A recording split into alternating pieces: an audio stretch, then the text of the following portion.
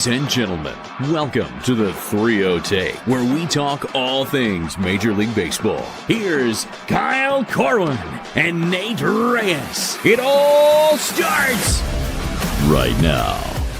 Ooh, welcome back to the 3-0 Take, presented by Chinook Ceadery. This is episode 537. I'll be your host, Kyle Corwin. I'm here with my co-host, Nate Reyes. Nate. KC, how are we? I like the emphasis you put on 537. I know it's a random number. It feels impressive.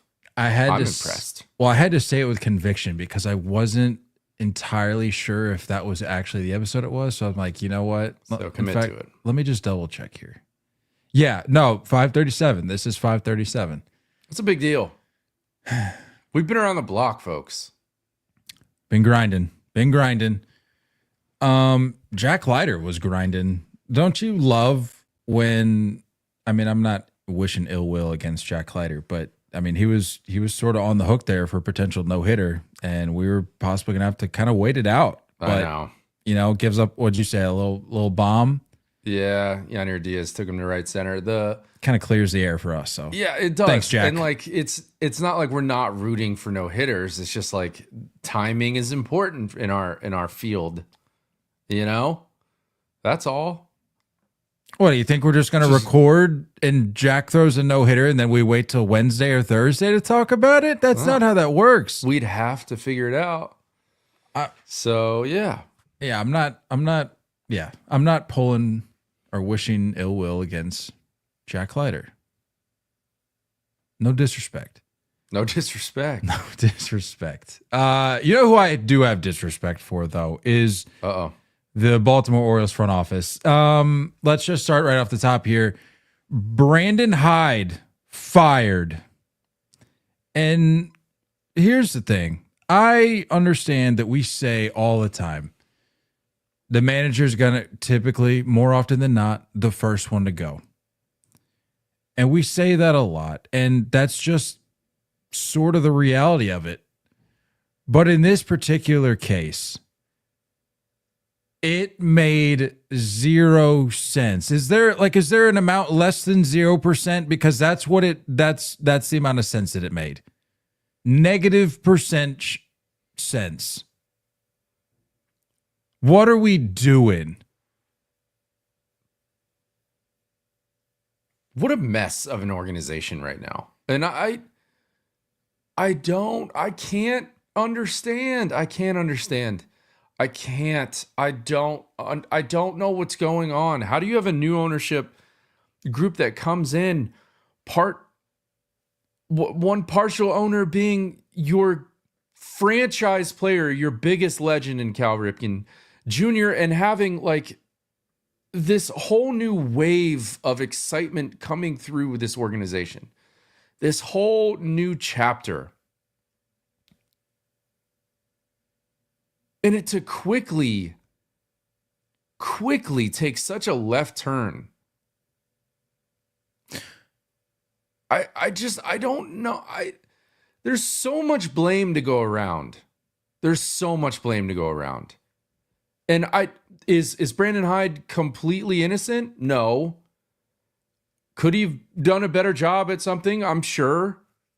But look, the roster configured sucked. We knew this coming in. They weren't doing anything in the offseason to better their very large hole in pitching. They have a ton of youth that is really highly regarded in this game. Didn't turn any of that around into anything to plug this hole. That youth is now not performing very well. They're not good offensively.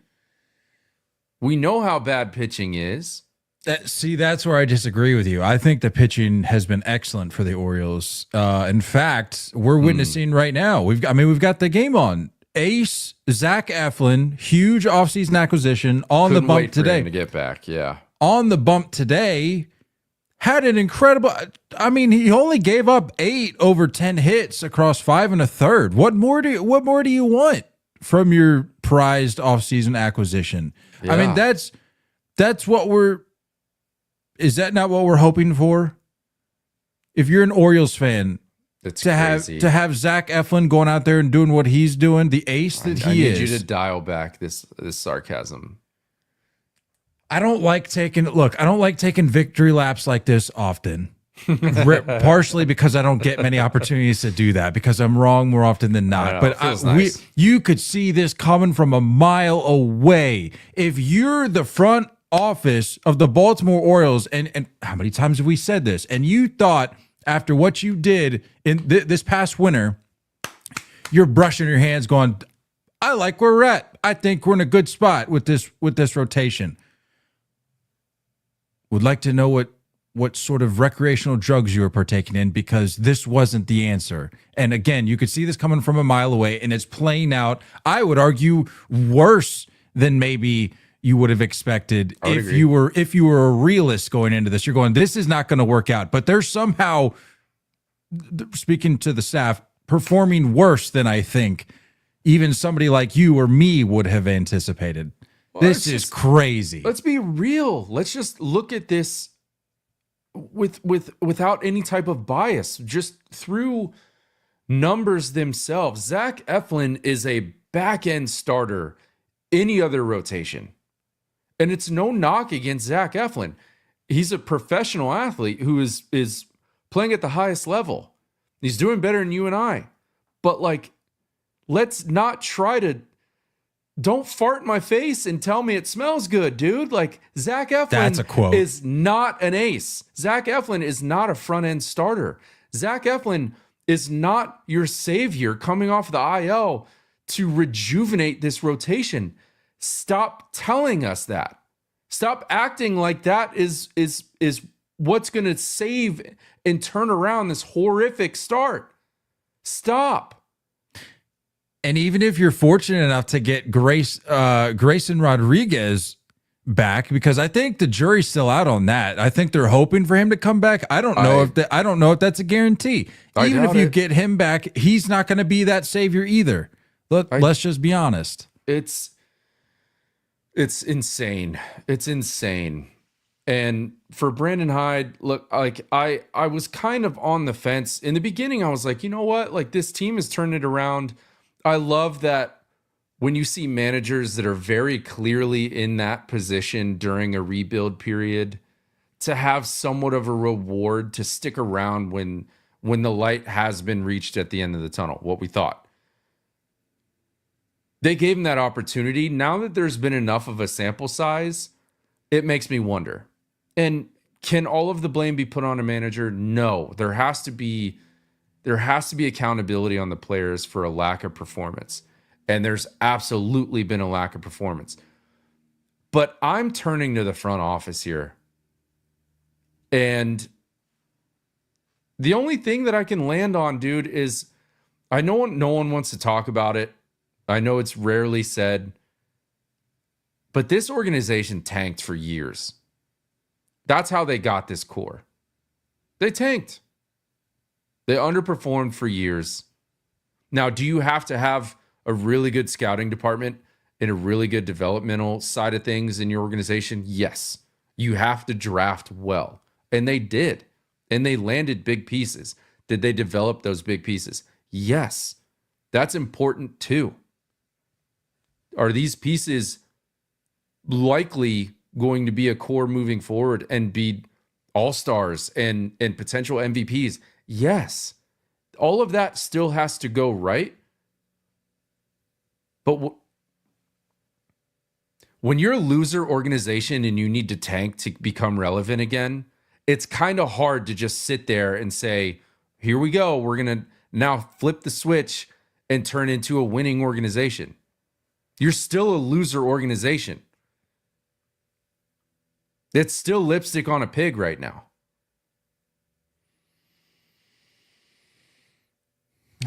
Man, that's a take. I know it's harsh, but is it wrong? Am I crazy and saying we know that they tanked?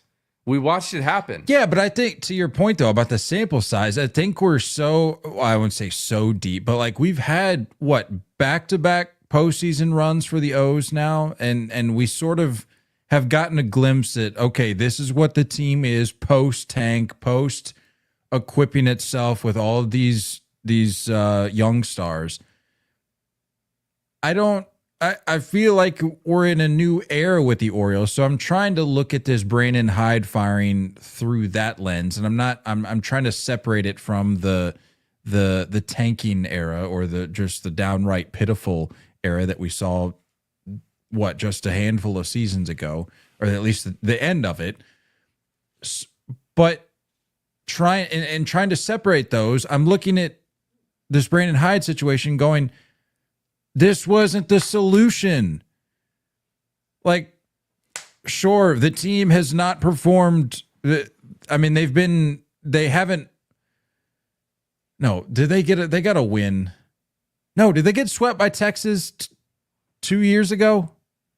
That series when that we were there. That was a sweep. Because they went back to Texas, dropped the first one in Texas. And then they dropped both to Kansas City last year, if I recall. Yeah. So we're looking at a winless in the postseason type of team the last couple years. And then you bounce back from those two finishes with how you've started this year. And in between a terrible offseason where everyone was telling everyone could see this. Which is that's my point. You bounce back from those two finishes last year, air quotes, equip your team the way you did this offseason, and we're hoping for better results. Haven't gotten those results, have gotten the complete opposite, as far the other end of the spectrum as you can. That plays out the way that it does, and then you say, okay, well, Brandon Hyde's got to go. What do you expect? This is why I can never understand when people are like, fire the manager. So like we're dealing with it right now with Alex Cora, with Red Sox fans who are like, this is the solution. Let's get rid of Alex Cora. Okay. I mean, I know small sample size, surely, but they fire Brandon Hyde. They give up a 10 spot to the Nationals. And they're about to get swept. In their in the new Brandon Hydeless era. And then they put up an 8. I mean, they've given up 8 through, I think it was through like 4 innings, 4 or 5 innings. Again, to the Nationals. So, and to the comment earlier in the chat, this move looks like it sucked the life out of the team, not gave the team life. Couldn't agree more.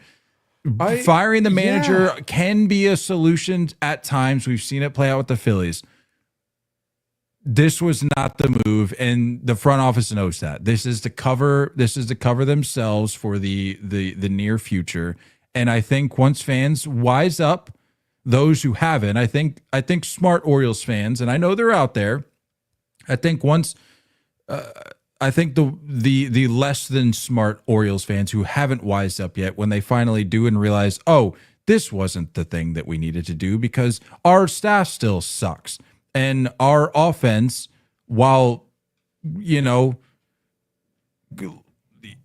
just covered with stars up and down at times, they're stars in that lineup. They're underperforming.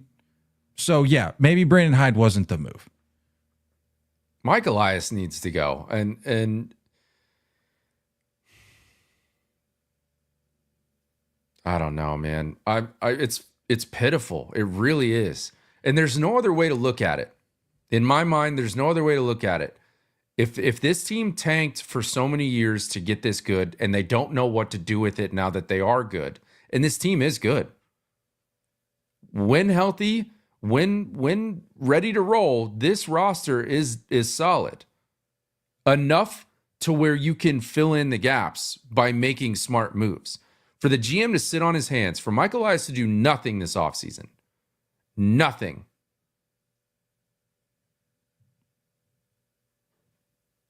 He had everything he needed to go make this team successful, and he did nothing.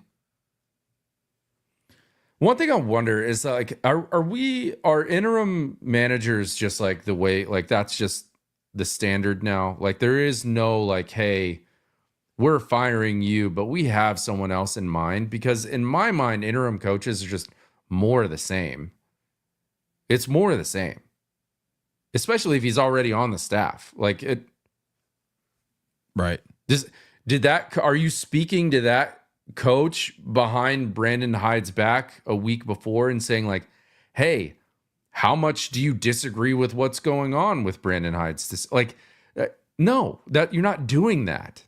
Any coach that's on his staff is fully backing that manager. That's how it goes. That's why they're hired. And if you have some type of internal disagreement, that's already cancerous. So it's going to be more of the same. I just wonder if like interim coaches are just the way of sports firing now. Like, do you not have someone else in place?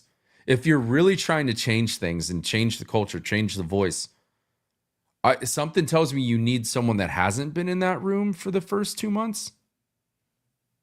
That's just me. I don't know. And again, that's the weird timing of this. If it's July and the Orioles are 8 to 10 games back, I get that. I kind of get the like, hey, you know what? That's a long enough point in the season. We're in, 80, 90 games at this point. Like, I think we know what this season is. At this point, I don't know what this season is for the Orioles. Because you could see this offense turn things around and completely pop off and be back in the hunt. Like, it's not crazy to see that. And it's not crazy for this team to go make moves and still find pitching. That is still doable. Yeah, but you need so much. Like, we're not talking about like a Sandy Alcantara away from now all of a sudden being a force in the postseason. Like, they are down bad right now. And that it just further speaks to the cowardly nature of this firing. This didn't need to happen. They know it didn't need to happen. And Brandon Hyde's probably on the other side of this now going, oh, good luck. I mean, my hands were tied. I mean, what was I supposed to do with this? No, I agree. And they just, I think yesterday, DFA'd Kyle Gibson. So it's like, well, that experiment didn't really work. Well, who didn't have a job and was brought on a week before opening day, if that? I think it was days before opening day. No, I thought it was like very recent, wasn't it? I thought they brought him in to fill out the rotation like quite literally days before. I could be wrong. Could have already been into the season. But like, you knew pitching was an issue for the entire offseason and at least give the guy a full spring training. March 21st. Like, yeah, you're right. It's decisions like that. And I know it's just a small thing, but I think that's a microcosm of like the way decisions are being made right now. It's a simple thing. You knew you needed depth. Maybe Kyle Gibson isn't your dream guy, but when all these other pieces come off the board in the offseason and you still haven't made a move, at least give the guy some of a spring training. You gave him no spring training.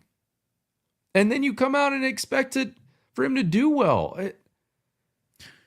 Coming into today, they've got they got a 5.33 ERA as a team, the worst in the American League, third worst in Major League Baseball. And I can only imagine, right? I know for certain that one of those teams is the Rockies, which basically don't even count. They don't count. And I don't even know who the other team is, but all that to say, one of the worst staffs in baseball. But yeah, let's go ahead and bid farewell to our manager. That makes sense. And to your point, like, okay, fine. If you want a new voice, fine, but don't like, I don't know. I don't know what you expect to change. I don't foresee anything changing with this move, but that's just me. Any other thoughts on the Brandon Hyde firing? I don't know his past as far as coaching goes, but I think it seems to be kind of a popular move to have your bench coach as like a former manager. So I could see him being a bench coach somewhere soon. Next year. Could see that. Like a team that likes to have, the Yankees brought on Brad Ausmus as their bench coach last year. So it's like somebody that maybe didn't have a ton of success as a manager. Their third base coach is Luis Rojas. So like former managers definitely get jobs. I know we don't talk about it unless they move into like a new managerial job, but there's a good chance he's going to remain in baseball. There's a good chance he'll find a coaching job elsewhere. And I hope he does get a fair crack at being a manager again, where there's a competent GM in the driver's seat. Michael Elias needs to go. That's my last thought. Speaking of going, Jose Alvarado is going to be going to Cancun or somewhere because he can't play baseball because he's been suspended 80 games without pay for violating MLB's drug policy. Tested positive for exogenous testosterone, which is a PED. Suspension starts or is effective immediately. And as a result, given the nature of the rule, will also be ineligible for the postseason should the Phillies make it this year. Leads the team with 7 saves coming into Sunday and is 4-1 with a 2.7 in 20 appearances, 25 strikeouts to 4 walks over 20 innings. Not good news for the Phillies. These are always such certainly dumb things. These are always so stupid to hear about. It's frustrating to me as an honorary Phillies fan who recently received that honor, I think within like the last week or two. Shout out Henry. It's frustrating to me because we talked coming into this year about, I don't think as much. I think you flipped the script like the day of when we did our preseason predictions episode. You're like, oh no, I'm totally all in on the Phillies this year. Yeah. But I foresee this window starting to kind of close just a little bit. And I think I said before the season started, I give the Phillies like one last legitimate shot. Like, sure, can they make runs beyond this year? No doubt. But I'm talking trying to bottle up that magic that we've seen over the last few years. Granted, it hasn't panned out the way they would have hoped, or me as an honorary Phillies fan would have hoped, and as Bryce Harper's greatest fan would have hoped. But I think that magic's running low. And when you lose a key element to the equation like Alvarado, I'm sure you're going to get him back for a little bit longer this year once the suspension's up, but that losing him for the postseason, that's a huge blow. Huge blow. Yeah, and I think they kind of took a chance on Jordan Romano to see if he could come in and like rediscover what he was over a few years in Toronto of like being a really good closer, and it hasn't looked good at all. The weight is falling on a guy who just finished off their inning with Matt Strahm. They did have, I'm curious to see, because their rotation is really good, especially now that like, well, minus one name who we'll get into in just a minute, but yeah, otherwise, the rotation is good, and it's interesting because like I know we say it every year, like the easiest holes to plug at the deadline are bullpens. I don't know about you, but I'm getting the vibe that like bullpens across the league this year are just not very good. Like we're not seeing a clear-cut dominant bullpen. We're seeing big closer names being demoted, struggling. And I'm not seeing it super like there's going to be a lot of teams that need to fill in the bullpen, and the Phillies need somebody. This is going to have to get resolved somehow, some way. And they don't have the farm to really, like, I don't know how this move or a move is going to be able to happen. And I wouldn't be surprised if like a Taiwan Walker ends up getting pushed to the bullpen and just having to accept some type of new role. You saw this Abel kid that made his debut today. He looked pretty good. And like, I wonder if maybe there's some type of transition between the rotation and the bullpen that needs to happen to find some innings back there. I don't know.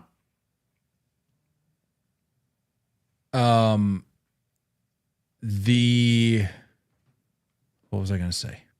Oh, to your point about the lockdown bullpen or lack thereof. I don't know. I don't have the data in front of me, but just based on the way we've seen baseball evolve over the last few years, and we've touched on this, less of a dependence, less of an importance placed on starting pitching, more of a reliance on the bullpen. Right. These guys are going to be more taxed. You're not going to be able to structure a bullpen traditionally the way you used to. Like you're not necessarily going to have your 7, 8, 9 guys, because you're seeing a shift into bringing maybe your best arm in higher leverage situations. So you're not going to have true closers as much anymore, like we've talked about. Mm-hmm. And because of that, guys are going to be placed into different situations. Guys are going to be throwing more innings. And then on the closer, we're just seeing less of an emphasis placed on the traditional closer role. Like you're seeing a lot of closer by committee situations. And you're seeing, I think, maybe a quicker trigger pull on some of these closers who are struggling because of that, because you have other guys who you're like, well, let's just slot him in to the 9th and see if he can close down some games for us. Yeah. And teams go from there. So to your point, I think the bullpen, bullpens in general, I think need as much help as they can get. And going back to the original point, if you lose a guy like Jose Alvarado, who you more often than not can rely on for some of those higher leverage situations, if you lose out on that, not a good place to be. I could see something because they don't have a ton of capital that they can move. I wouldn't be surprised if if the Orioles stay out of the hunt, I wouldn't be surprised if they go get like Gregory Soto back. You know what I mean? Like bring back a familiar face, and it's who's going to be up for grabs, who's going to be, very cheap. I wouldn't be surprised if something like that happens. Of course, you got to turn to a lot of these teams that are underperforming and say, like, I wonder if there's a name that's up for grabs. But like, in the meantime, there's innings that need to be found, and this isn't like something that they can just sit around and wait for the deadline for. So I'm really curious to see what direction they go towards. You mentioned the rotation being pretty strong, and for the most part, looking pretty good. Zach Wheeler has been excellent. Jesus Luzardo also been excellent. But a name in particular, Aaron Nola, has struggled mightily. Yeah. Placed on, has there been a more obvious ghost IL stint? I feel who just had one recently? I feel like we just had this conversation, and I'm pretty sure it was a starter. Stroman's still on the ghost IL. No, it was within the last week or two. Somebody got put up on the shelf, and we talked about it, and I was like, is this not the most obvious ghost stint of all time? I'm struggling to remember who it was. But anyway, I think this is the new most obvious ghost stint of all time, because he was put on the 15-day IL with a sprained right ankle. I'm going to go ahead and say that's not the case. Probably not. Nola is sporting what has he got this year? He's got a 6.16 on the year. 1-7. And has already given up 11 homers on the year. What happened to Aaron Nola? It's been bad for a while. I'm going to pull up the overall stats, it's been pretty bad for a while. And I think the Phillies' success, I mean, I'm not going to sit here and say they've been fantastic, but like they've been relevant year after year. I mean, he's making starts. Like he's rolling it out there. 2022, he had 205 innings. He definitely chews up innings. It's not at like a level of production you would expect. You know, this year so far he has a 69 ERA plus. Last year was a 116, which is solid, but again, that's not the 1-2 punch that you're expecting. 96 ERA plus in 2023. So like, it's not awful. It's not good enough. It's not good enough. A 6.16 ERA this year. Like, it makes you wonder if the Phillies were sort of anticipating some regression here, and that's why they went out and got Luzardo. I mean, it never hurts to have too much pitching, but it just makes you wonder. And again, I don't know if they foresaw how well Luzardo was even going to throw this year. So maybe Luzardo's been good. Ranger Suarez coming back off the IL has looked good since he's been back. We know Christopher Sanchez is the real deal. Like, obviously Zach Wheeler is like a Cy Young candidate every year. Like, that rotation's deep. And that's what makes me wonder if like someone's going to have to take a new role. And I wonder if this Phantom IL stint is going to be followed up with something new for Aaron Nola. And I haven't looked at like pitch metrics at all. Like I wonder how much velocity is down. I wonder how much, opposing batting average has gone up on certain pitches. Like those are things that only a team can really know if they have their guy. But like it sucks. It hasn't been good enough. And like at this point right now, it's hard to believe that he's like a trusted, sharpied in name in an NLDS series. It's hard to believe that there's a ton of faith in him. Which is a long ways away, which is why I'm not like fully hitting the panic button yet for the Phillies, but I'm not hitting the panic button just because of their depth. Like their rotation's good. Yeah. Yeah. But they still owe him a lot of money too, I think, right? And he's not getting any younger. He's 32 this year. I wonder what that contract is like. 7-year, 172 back in 23. So what, 5 years? Yeah, 2030. This is a tough one. Basically making 24 and a half a year. That's not super tradable. It's too. I think it's far too early to be talking. I get it. I think what's nice is that he has been healthy and he has made his starts and he is chewing up innings. But again, that's not $25 million. $25 million means like you're a guy that I want to lean on deep into a postseason run, and it just hasn't looked like that for a few years now, consistently anyway. There's still time to figure it out.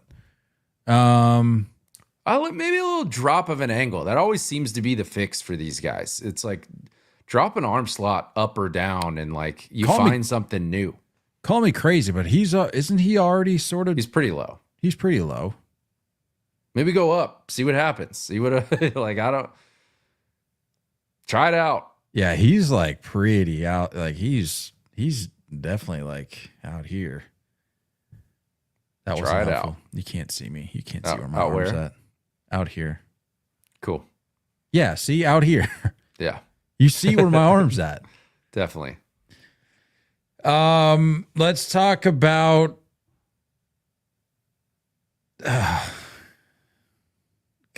this guy is turning into such a cornball. Let's talk about Juan Soto's return to the Bronx.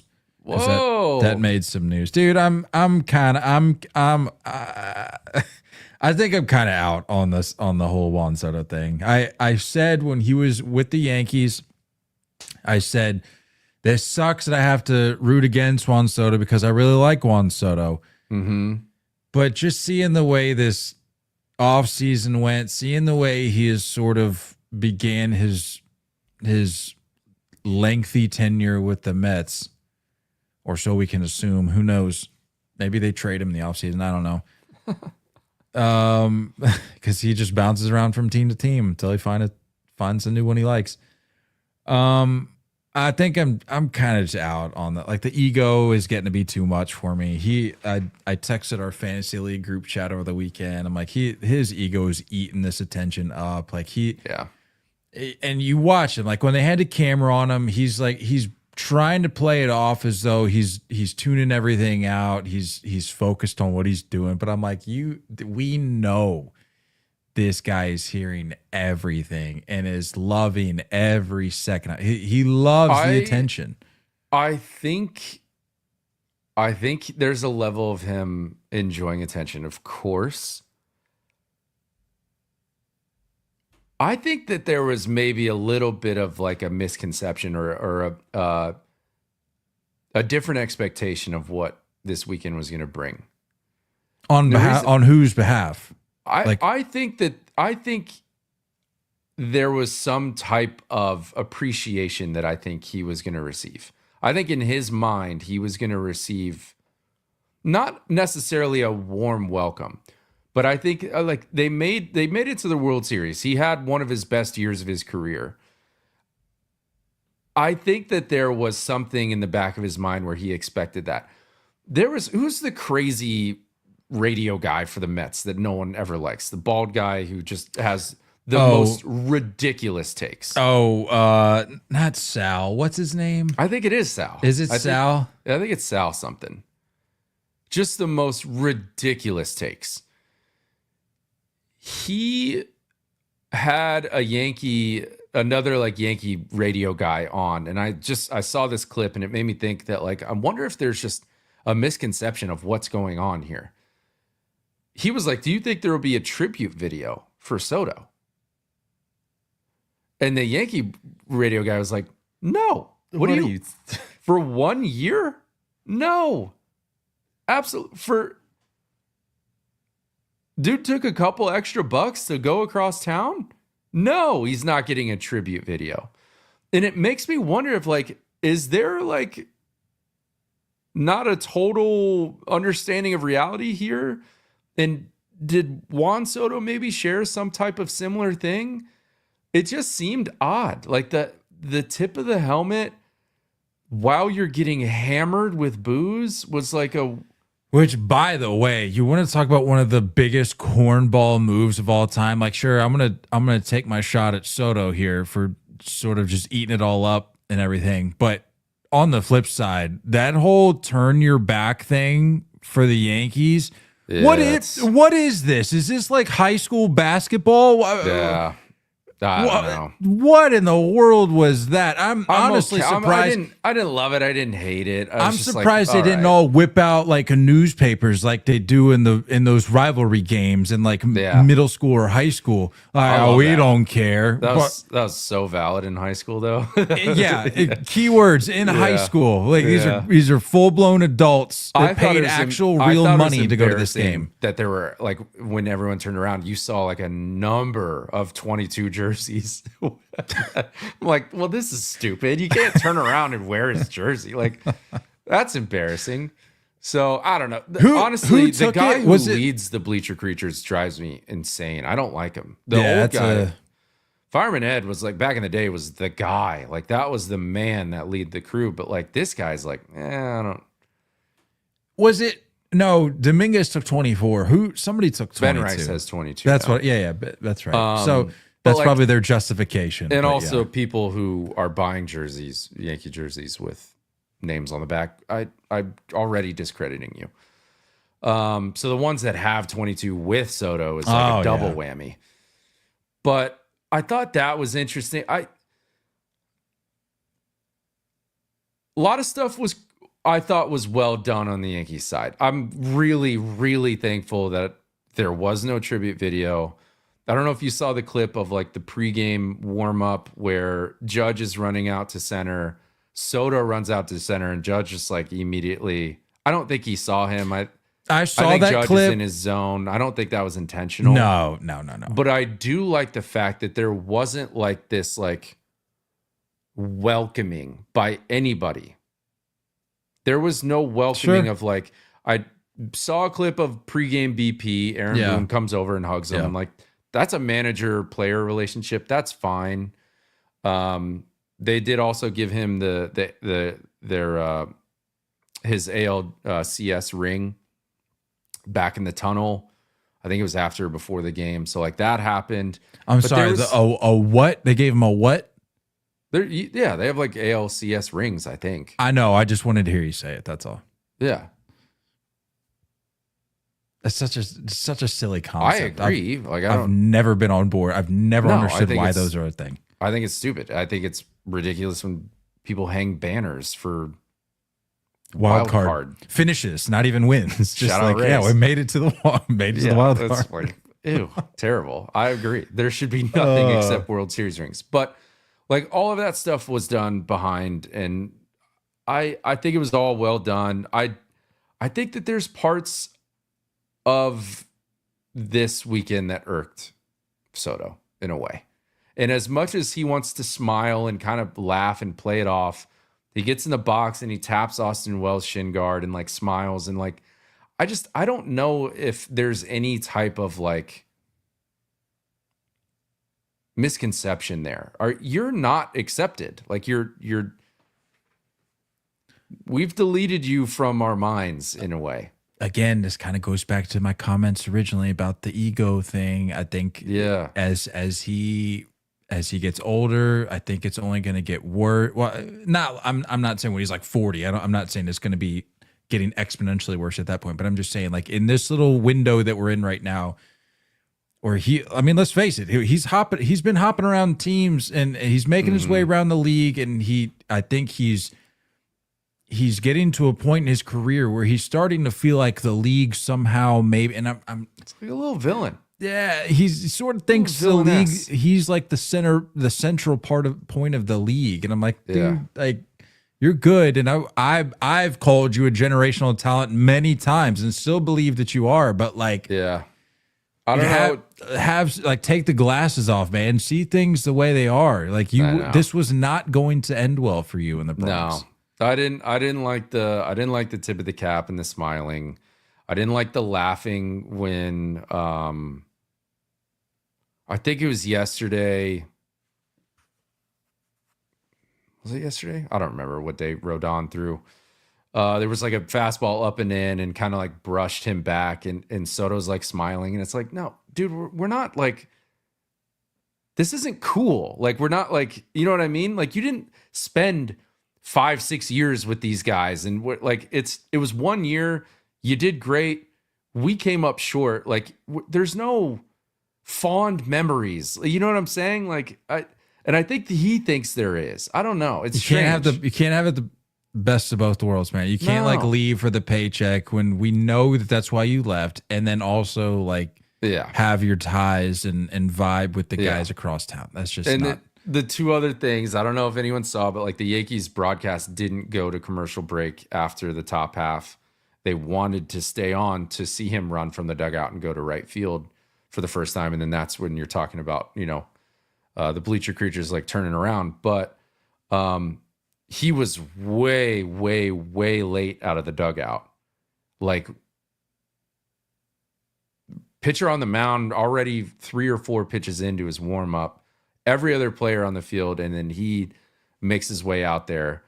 And then later in the game, there was Do you think that was intentional? Yes, he's milking all of that. That's what I'm saying, man. Like, and then, hey, bro, am I good to come out now? Like he's like down in the tunnel. Like, yeah, dude, you're purposely being slow. Like, just go. And then late in the game, there's a deep fly ball to the track, and he like backs up to the fence, and then he like doesn't turn around to flip the ball. He just launches it over his head, which I thought was a weirdo move as well. And it wasn't like a little flip. It was like he hucked it. It was like a heave to like the second deck. Yeah, ball got tossed back, by the way. I don't know if you knew that. The Yankee fans were like, no, we're not. There's like if he would have turned around, there was like a Mets fan kid like right in front of him. Like, he could have given like his little 10-year-old like the ball of his life. Made this kid's day, but no, you got to heave it deep into the bleachers, and that ball just gets launched back. Like up to the lights. I'm here for the pettiness. I'm here for all of it. So far, he hasn't had like a super impactful series. Yeah, I know he had that 3-walk game and a stolen base, but like, I don't know if you saw the sac fly that was short, shallow right field, and he 3-hopped it home and wasn't anywhere near being in time. It's just like all of that. I'm soaking all of it in, but I don't think there's any like.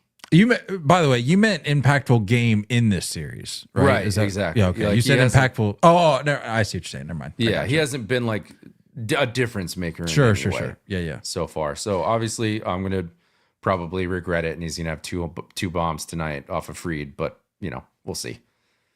Hey, well, we'll be keeping score for that. We'll be there for that. Little plug. Be sure to join us for our live stream where Nate will be teaching us how to keep your books. Score. Bring your books. BYOB. Last thing I'll say on it though, there should have been no expectation that he was going to get a tribute video because they gave John Sterling, who gave his life to that team, like a TV. So yeah, we're not. Yeah, they said here's your Sony. Now hit the road, buddy, buddy boy. And Soto thinks he's getting anybody's number, but we ain't giving you a tribute video. Soto thinks he's getting a tribute video. Wasn't even there for like a calendar year. Insane. Oh boy. Let's talk about the Twins, huh? Let's talk about the Twins. And I'll start right off by saying I owe the Twins an apology. I think when I made my cheeky comment last time, it was a little cheeky. It was a little. Well, I didn't disagree, but when I made my cheeky comment about this, I think at the time it was an 8-game win streak. Yeah, I guess it had been like about a week or so ago. I was like, yeah, well, this 8-game win streak has catapulted them from 4th in the American League Central to 4th in the American League Central.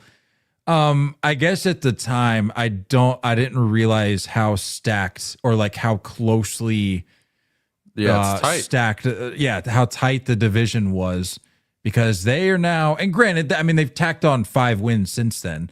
But they are now in second behind only the Tigers who are playing, rather well, but yeah, I just want to get that apology out there. Yeah, they're 7-3 in the last 10 for the Tigers. Still playing well, 30-16. Twins are behind them, as I mentioned, 26-20 coming into Sunday. So since that comment, you've left the Royals and the Guardians, who are neck and neck. But yeah, man, they just keep on winning. What's the status of today? I haven't checked. I just pulled that up. They're down 4-1 in Milwaukee. Going into the bottom of the 6th. So it could all end. And they could very well be back in 4th place next week. So So which then everything I just said, everything I just said goes out the window. And I'm not like trying to like completely dog on them and just trash them, but like we said, the AL Central's tight.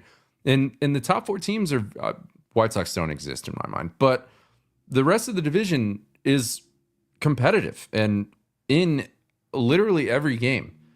They're 4 games back. Cleveland's 4.5 back at the time of this recording, and Kansas City's 5.5 back. Like again, they could be back in 4th place this time next week. You never know. I think that's the way the AL Central is going to go. I wonder when their next. Oh, perfect. They're facing the Guardians next, starting tomorrow. And then the Royals right after that.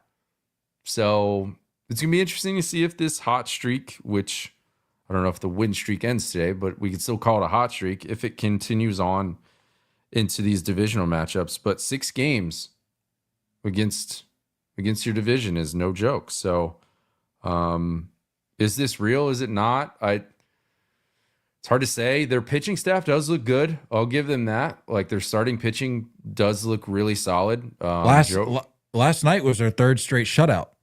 Yeah. Saturday night. Yeah. And it's not just Pablo. You know, Joe Ryan looks really good. I'm curious to see if this is real. And if not, like, I bet other teams are watching, because if they do end up in fourth place in this division come deadline time, like, there's a lot of valuable names that you could pick off of this. So, AL Central, man, there is a real chance we could see 3 teams representing the Central in this postseason. I'd like it. In a year where the American League as a whole is kind of booty cheeks. The Tigers look legit, dude. They're not going anywhere. That looks real. Can I interest you in Jackson Jobe in a fantasy trade by chance? Throw that out there. Let that marinate a little bit. Let that marinate. Yeah, you just put me on the spot. Yeah, no, I'm throwing it out there. Let me look at the game log. You don't need to do that. I'm just throwing it out there. Yeah, as you mentioned, pitching has been excellent. Whether or not stop, just throwing it out there. Whether or not they can keep this up, we shall see. I mean, we'll know probably within the hour. But good on the Twins. Glad they finally got out of fourth. Starting to get old and musty down there. Musty. Being that close to the White Sox. Let's talk. Oh, before I forget, because I just saw a Pirates promo. Let's talk about this broadcast call real quick. Let me find Call it of the week. This was excellent. Here we go. Before we continue with this telecast, we have to address what is on everybody's minds and hearts. July 29th, 2022, our beloved scorebook first lit up the screens here with Phillies television. It was more than just a scoreboard. It was a legend, an unforgettable icon. Its name, once met with chuckles, quickly became synonymous with good times and fierce rivalries. As the final out arrives on its bright and brilliant run, it will be missed. Gone, but never forgotten. Before we continue with... Love that. And if you have no idea what they're talking about, it was the good old, there you go. The old poop game. Such a legendary score bug, really was. And it really was. It wasn't the score bug necessarily, but the score bug allowed for this masterpiece to unfold. Mm-hmm. And it was when the Phillies and Pirates would match up. And you start the game, you got the P of the Phillies, you got the P of the Pirates, and in the middle, you got a nice, fresh start to a game, 0-0, spelling out poop. And I'm sure you've seen it, as I mentioned, but that is no longer, since the Phillies have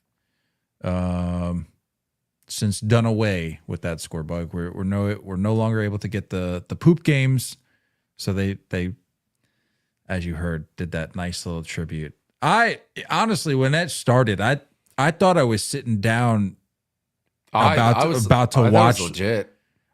Well, that's what I'm saying. I thought I was getting ready to sit down to watch the first round of the Masters or something. I'm like, this is crazy. I thought someone passed away. Like I really, it sounded like quite the remembrance. So, look, I mean, that's a 9-2 for me. That's a 9-2 call. Like if we're gonna give something a 9, that's that for me. That's a job well done. You didn't hear Kruk like butting in and chuckling and interrupting at all. Oh, they had him on mute, no doubt. Like he had his mic turned off, but in fact, he was probably out of the room, if we're being honest. Yeah. I love it. You're giving that a 9-2. That's a 9-2. Let me run that back one more time before I commit. Do you have the video? Did you see the video? July 29th, yeah. But I told you we get flagged when we first lit up the screens here with Phillies television. It was more than just a scoreboard.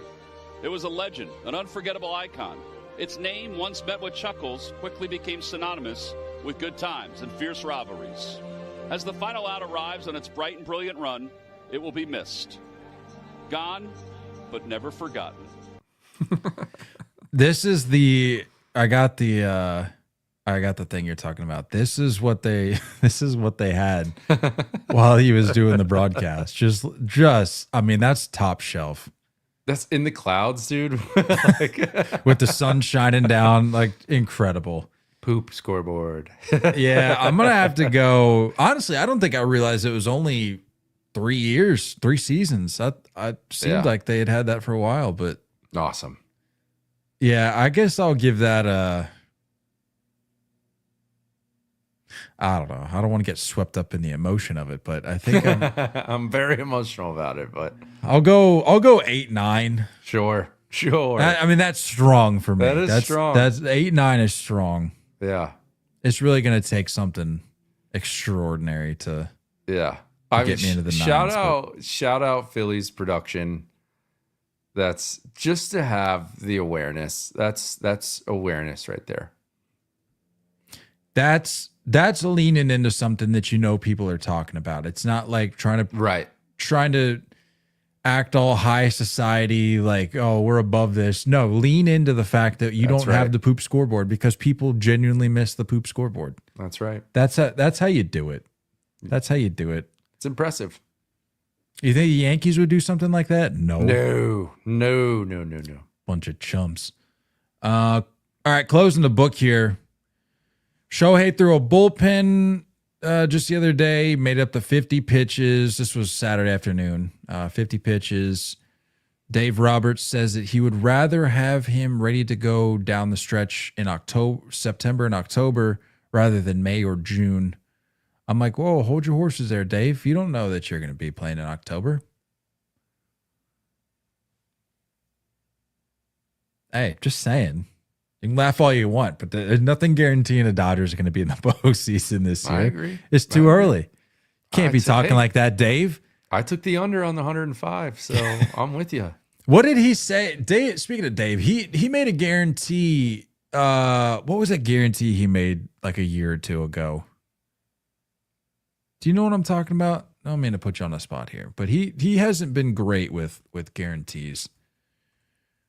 It was something about the World Series or something. Do you have any idea what I'm talking about? I don't. I do not. Oh yeah, he said we're winning the World Series in 2022, and they did not win the World Series in 2022. So yeah, he's over here spouting off like, oh, we'll be in October. I don't know, Dave. I mean, it's like 99.9% chance, but it's baseball. It's like it is baseball. I think it's people just who like don't know me or think that I'm the biggest idiot. Yeah, probably. But there is like a weird just confidence in their starting pitching at the moment. And it's like, yo, we got a lot of guys on the shelf, Dude, I'm glad you brought that up. I saw something the other day. Kershaw just made his return yesterday. Yeah. Look good, right? I didn't see numbers, but No, I think he gave up like 5. Yeah. Where did I saw this graphic. 14 pitchers on the IL. Yeah. But don't worry. Let Shohei take his time. Well, I mean, we're fine. I can look at both of those things separately and say you can address them. It's not, one's not going to solve the other. And if you rush one, you're going to be in an even deeper hole. He ain't rushed. This is as slow as it could possibly go. We've talked about this though. This is, I genuinely believe this is going to be the last experimentation with Shohei the pitcher. I was looking back at our hot takes from back in March, or the other day. That was one of my storyline takes that I had. I said we're going to see the last inning from Shohei the pitcher this year, And if they rush it even a percentage point, we could very well be looking at the end of Shohei the pitcher.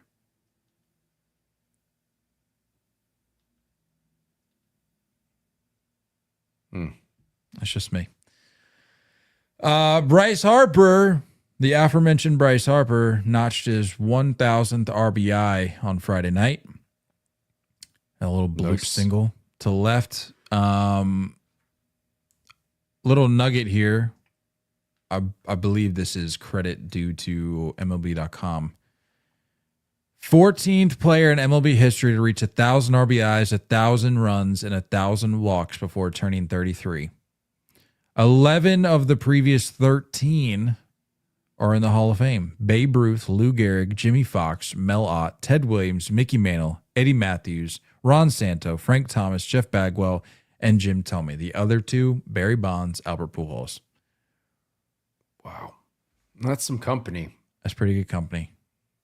That is some company. I think people just like forget, or maybe just don't respect, for some reason, how long he's been doing it and how good he's been doing it. You know what I mean? Well, I just like take it for granted. I feel like I take it for granted. I'm like, you just forget how insane he is. Yeah. I mean, I was watching the game today, the Phillies and Pirates, because Skeens was on the bump in Philly today, and they're doing the whole promo, like former first overall picks going up against each other, and they're talking about like the history of all that. And I'm sitting there going, my goodness, dude, Bryce is like the grizzled vet in this situation, going up against the youthful Paul Skeens. And I'm like, in my mind, Bryce Harper is still 23, like 25 at most. Bro's been doing it for a minute now. So, I was thinking about it the other day because we had all this talk with the whole Pete Rose Hall of Fame thing. And I was like, you know what? I have my own thoughts and opinions about the Hall of Fame, but I can't wait to book my ticket to go up there when Barista Bryce gets inducted. Dude, I had the coolest question for you. Let me see if I wrote it down somewhere. I had like a I'm so mad at myself.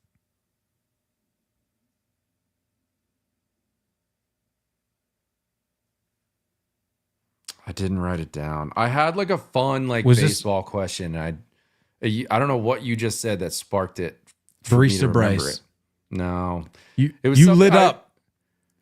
I think it was something about Hall of Fame, Pete Rose. I think it was something. I don't remember what the exact question was, but it was something around like the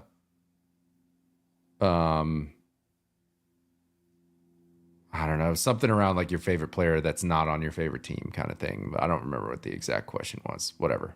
Was it like jersey related? No, it wasn't jersey related. It was just, I don't know. It was a cooler question than that, but that was like the topic of it. I mean, I'll be honest with you. This year's not a great example for that question because I'm looking up and down the Red Sox roster. I just don't have a favorite guy this year. That's a tough place to be. I just don't like Raffy. Like even before all the drama with Devers, like I just for some reason I could never really like latch onto him. I don't know if it's like his personality. He's just kind of like goofy and aloof. I don't know if that was it, but I was never like, oh yeah, that's like my favorite guy. Like Xander was my guy. Then he obviously heads to San Diego. But like this year, like Duran doesn't. I was literally just about to say. I guess Duran kind of slots in by default, but I don't know. And like our guy Liam, friend of the pod, he was on the shelf there for a minute and just hasn't had the greatest go of it thus far. But I don't know. That is a tough place to be. I know what you mean. Don't know if I got a guy this year. Fair enough. I'll see if I can remember that question. It was a good question. Maybe you can think on it and get back to me tonight during our live stream. As we mentioned, we're doing a live stream tonight. We have, I think we mentioned it last episode, and I've put out a post or two about it, reminding you folks, but we're doing a live stream tonight for Sunday Night Baseball, Mets at Yankees, where Nate is going to teach myself and anybody that wants to join how to keep score. If you already know how to keep score and you just want to hang and more than welcome. Hang, watch some baseball, chat, join in the chat with some other baseball fans, the more the merrier. So hop on in. We'll be getting on probably like 6:45 Eastern. It's like, what is that for you? 3:45, 6:45 Eastern. Yep. Man, that's early for you. Holy cow. Yeah, that's all right. That's such a weird time. I love it. I love a Sunday that doesn't get late. You know what I mean? Like a Sunday night that's just real slow, eases in. Sunday nights are great. Your Sunday night baseball game is ending at 7. That's crazy. I hate it. It's the freaking best, dude. Because like it ends and you're just like, perfect. Like you want to watch a movie? We can get a couple episodes of a show in. Like, yes, absolutely.